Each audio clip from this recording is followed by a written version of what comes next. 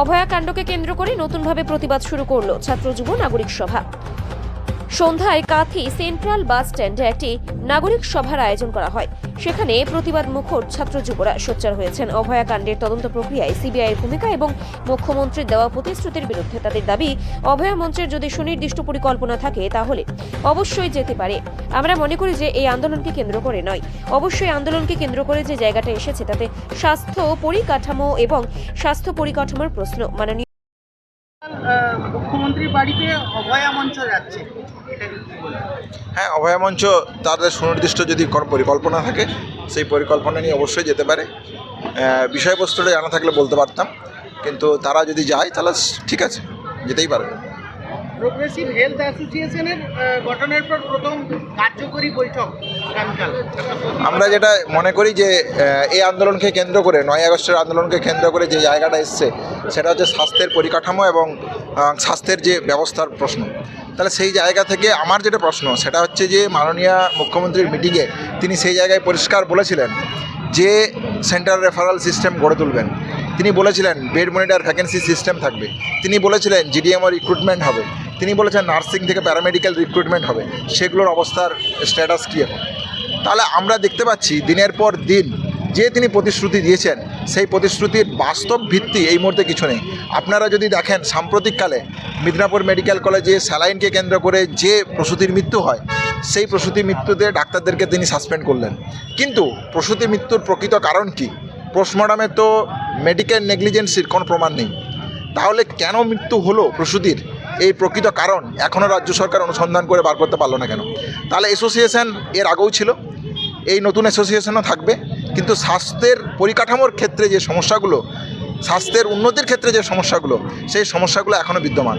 তাহলে সেই সমস্যার সমাধান যদি না হয়, থ্রেড কালচারকে কেন্দ্র করে যে জায়গা ছিল, অভিজ্ঞ বিরূপাক্ষের এগেনস্টে তো স্বাস্থ্য ভবন তদন্ত করেছে, তারপরেও তার জায়গা থেকে কমপ্লিট রিপোর্ট কোথায়? কি ইনভেস্টিগেশন হলো? তাদের শাস্তির ক্ষেত্রে কি ব্যবস্থা হলো? স্বাস্থ্যের এক্সাম সিস্টেম নিয়ে যে অব্যবস্থার চিত্র ছিল সেই জায়গায় কী হলো? তাহলে অ্যাসোসিয়েশন এর আগেও তৈরি হয়েছে, এখনও তৈরি হয়েছে, নতুন এর কাছ থেকে নতুন করে কিছু পাবো বলে আমরা আশা রাখি না। আপনি বলছিলেন আপনার বক্তব্যে যে আরজি করের যে প্রথমের যে আন্দোলনের যে ক্রেজ, সেটা আপনাদের বুকে হয়তো আগুনটা জ্বলছে, কিন্তু সাধারণ মানুষ অনেকটাই আন্দোলন থেকে পিছিয়ে গেছে বা রাজনৈতিক বিভিন্ন প্ল্যাটফর্ম সেগুলো পিছিয়ে গেছে, কিন্তু এখনও বিভিন্নভাবে আপনাদের থ্রেট করা হচ্ছে, আপনাদের বিরুদ্ধে এফআইআর করা হচ্ছে আরজি করের ভেতরে ক্যাম্পাসে আপনাদের আন্দোলন চালানোর ক্ষেত্রে।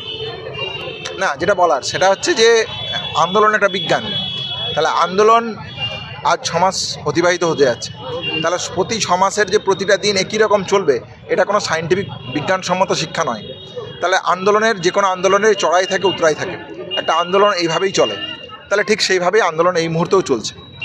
হ্যাঁ, স্বাভাবিকভাবেই আন্দোলনের আগে 3 মাস আগে যেভাবে চলছিল ঠিক সেইভাবে চলছে না, এটাই বিজ্ঞান। পৃথিবীর ইতিহাসে এরকম কি কোনো আন্দোলনের উদাহরণ যারাই প্রশ্ন করছেন তারা দিতে পারবেন যে 6 মাস 8 বছর 10 বছর ধরে ঠিক এইভাবেই আন্দোলন চলছিল? তাহলে এইটা কোনো সায়েন্টিফিক বিজ্ঞানসম্মত শিক্ষা নয়। বিজ্ঞানসম্মত শিক্ষা থেকে আমাদেরকে গ্রহণ করতে হবে এবং সেই জায়গা থেকে আমাদেরকে নতুন পরিকল্পনা করে সেই পরিকল্পনার জায়গা থেকে আমাদেরকে এগিয়ে যেতে হবে।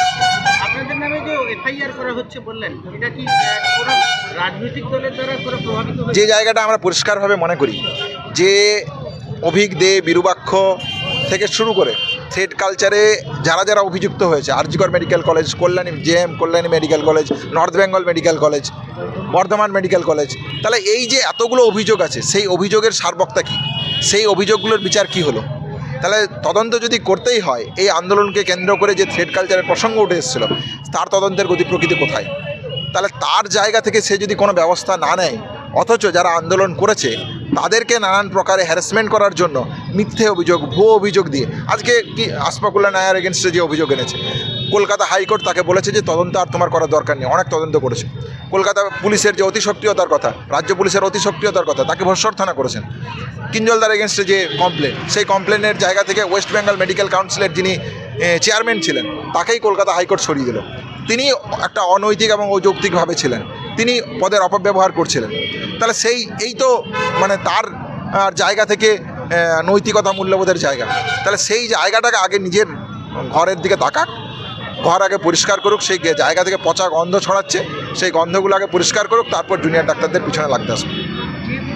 দাবি আপনি আপনার বক্তব্য বলছিলেন পুলিশ প্রশাসন এবং ছাত্র একাধিক যে ঘুরি ঘুরি অভিযোগ ছিল, সেই দাবি যদি না মেটে তাহলেও কি আগামী দিনে অভয় আন্দোলন নিয়ে এগিয়ে যাবে? অভয়ার বিচারের দাবিতে জুনিয়র ডাক্তাররা শুরুর দিন থেকে আছে। যতদিন না অভয়ার ন্যায় বিচারের দাবি থাকছে ততদিন অবধি থাকবে। যে প্রশ্নটা আপনি যেভাবে রাখতে চাইলেন সেই জায়গা থেকে যেটা বলার সেটা হচ্ছে যে স্বাস্থ্যের যে দুর্নীতি, স্বাস্থ্যের যে পরিকাঠামো তৈরি করার প্রশ্ন, সেই তৈরি করার যে সামগ্রিক চিত্র, সেই জায়গাগুলো থেকে আমরা কোনো ভিজিবল পদক্ষেপ দেখতে পাচ্ছি না। তাহলে এই পদক্ষেপ যদি না থাকে তাহলে এই স্বাস্থ্য ব্যবস্থার উপর ভরসা করার আর তো কোনো জায়গা থাকতে পারে না। সেই স্বাস্থ্য ব্যবস্থার অভ্যন্তরে একটা মেডিকেল কলেজে যদি রেপ এবং মার্ডারের মতন ঘটনা ঘটে, যে পরিকাঠামোর প্রশ্ন আমরা তুলেছিলাম, যে ইনফ্রাস্ট্রাকচার তৈরি করার প্রশ্ন আমরা তুলেছিলাম, রোগী পরিষেবাকে কেন্দ্র করে, চিকিৎসকদের সুরক্ষাকে প্রশ্নকে কেন্দ্র করে, সেই জায়গা কোথায়?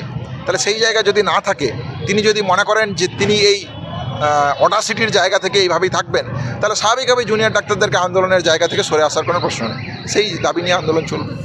প্রভাবশালীদের কতটা যোগ রয়েছে বলে মনে করেন? হ্যাঁ, পুরোপুরি যোগ আছে। পুরোপুরি যোগ যদি না থাকে তাহলে কলকাতা পুলিশ তথ্য প্রমাণ লোপাট করবে কেন? সিবিআই তার প্রাইমারি চার্জশিটে শেষ পেজে পরিষ্কারভাবে বলছে যে টালা থানার ওসি এবং সন্দীপ ঘোষ এভিডেন্স টেম্পার করেছে, ইনভেস্টিগেশনকে হাসাপ করার চেষ্টা করেছে।